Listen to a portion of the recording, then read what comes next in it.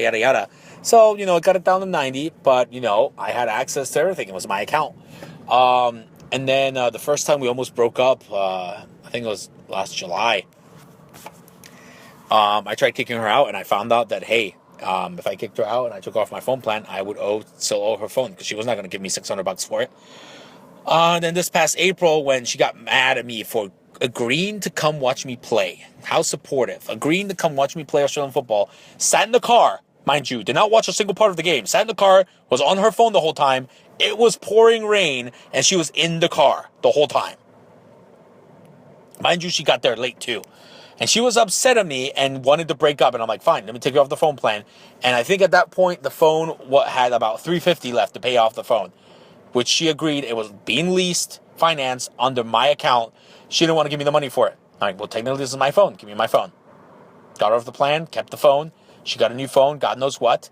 We, reconciled, whatever. But now she was on her own phone plan. And she decided to stay with T-Mobile, get a new phone, whatever. Now she's paying $130.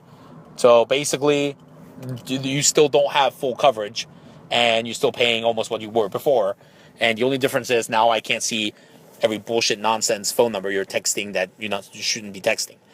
But then when I tried selling the phone to get money back for it, she wanted me to wipe it. And I'm like, it's wiped. I showed you I deleted all the apps off from it. And then nobody's going to buy a phone that's not reset. They still have to reset it and then wipe it at the store. So it has been wiped. And she's like, no, I need to see. I don't trust you and you trust you. Bitch, you don't trust me. You had me do your taxes. You don't trust me to wipe a phone? Get the fuck out of here. So, and it's my phone. I do what the fuck I want. So I sold it to an interpreter. And I got money for it. And then they didn't realize that I had done it. But then she asked about it. I'm like, oh, it's already sold. But you never told me and you never wiped it. I'm like, I shouldn't have to tell you shit. So she got mad about that. And then told her parents, she will always get mad and use her parents, to tell all the bullshit that happened but never told them the real stories. And you could tell her parents were, starting to not like me and wanting me to, just be out of the picture. And, I mean, you could tell. So, yeah, I sold it. I'm like, I sold it to somebody on the team is what I told her. Just to get her off my case. So we go, oh, well, let me call him. Talk to him. What's her number? I'm like, are you kidding me? Seriously? I called the interpreter on the phone. Did I not wipe the phone? He goes, yeah. Oh, hey, let me talk to you. And he just verified the phone's wiped. So that's it. She got upset with me. And towards the end of the relationship, she got upset with me because she decided to also turn in rent on a check not signed, and then got mad because I wouldn't forge her signature. And I'm like, are you serious? Why are you upset for being a dumbass and not signing the fucking check?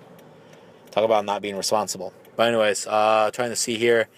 We got a few more minutes here. Let's see what else I can come up with of stories that I remember from back in the day. Crazy ex stories. Trying to think. Well, not that many long-term relationships, so ex in that sense, no.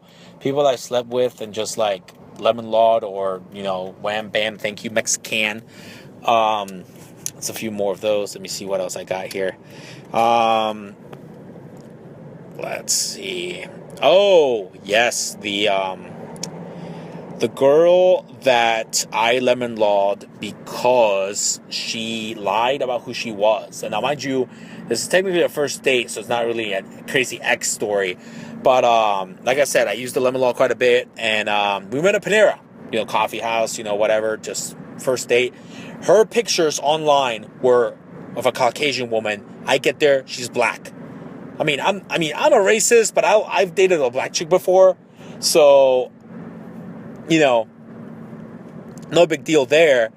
But seriously, I'm instant lemon law. No, drop that on the table. As I'm walking away, she's like, yeah, just being a racist. I stopped, turned back around. I'm like, are you kidding me? You gotta be fucking kidding me.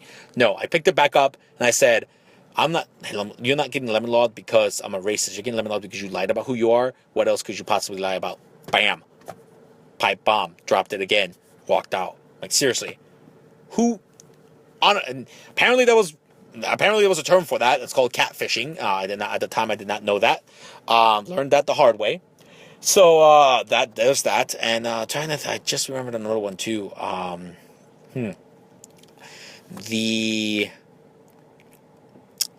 When was this? I think this was in college days. Let's end with this one. This was a good one. So before I dated Jenny in college, we went back and forth whether or not we should date. She was dating this Marine guy who ended up proposing to her and came to visit her once, almost got us in a fight. This was the whole Cato, what tense are you in moment, but we'll save that for a later time of Cato stories for a future podcast.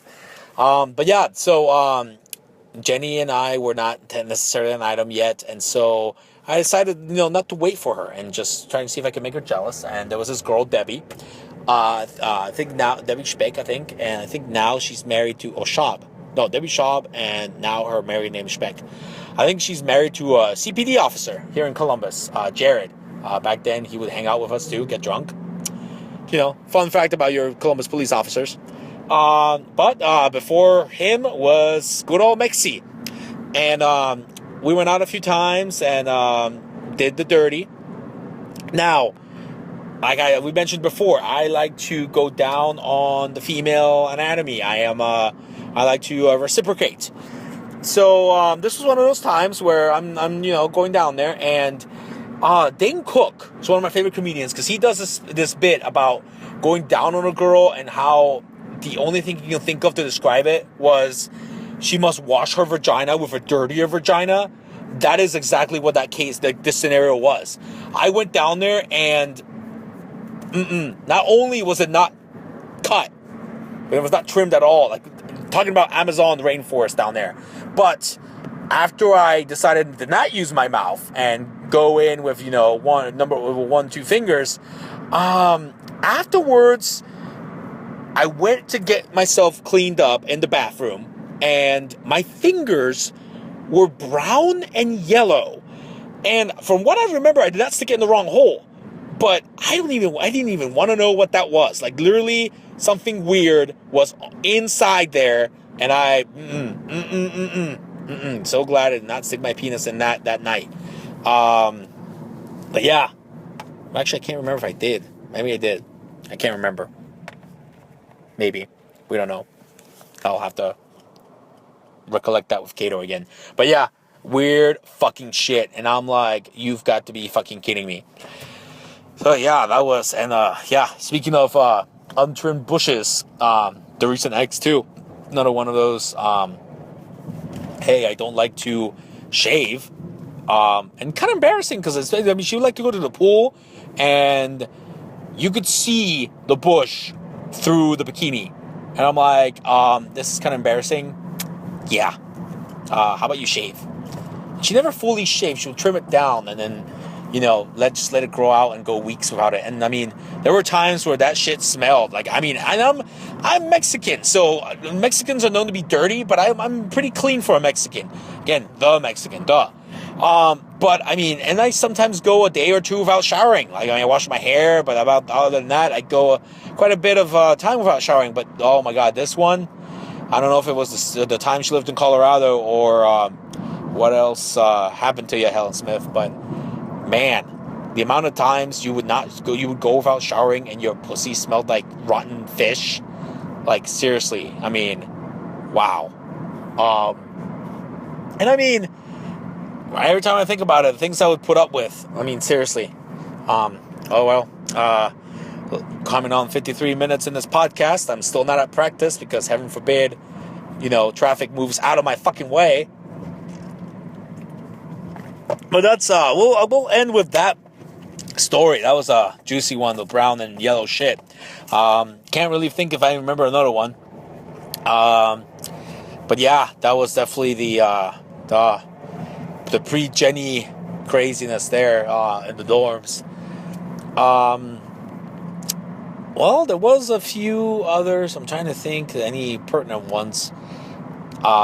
What tents were you in? That was pretty much a fight, not really a crazy ex situation there.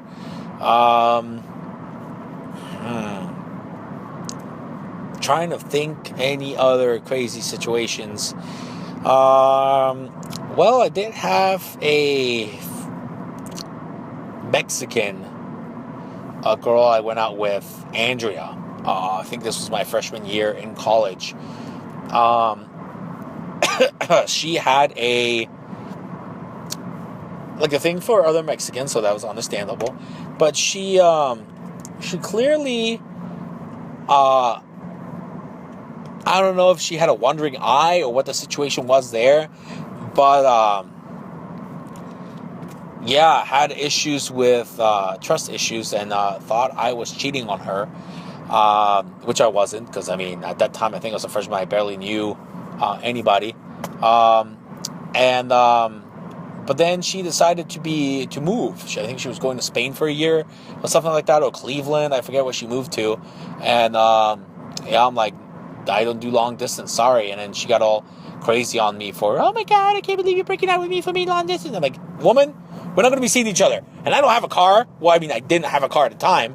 Well, I did, but I didn't really want to drive to Cleveland to see her. So that scenario ended. Not really that crazy. Mari, I think Mari, it was a half Japanese chick I dated. It was an RA. Same thing. Wanted me to do long distance, just going to Japan for a year or two. And I'm like, no, that's not going to happen. And she always got me out of trouble because she was the RA on the floor when I got kicked out of a Moral Tower and had to go to, I think Blackburn is what it was called. But every time I would go down, because me and Joe got into a fight club type scenario, got kicked out and sent to different dorms. She was on South Campus, I was on North. And every time I would walk to South Campus, party it up down there, come back hammered as fuck. And I think one time she saved me from the cops, but then I ended up going back up to my room, and I was rooming with this guy I kept calling Fat Bastard because he was huge as fuck. It looked like the guy from the movie, the Austin Powers movie, and I threw up all over his shit.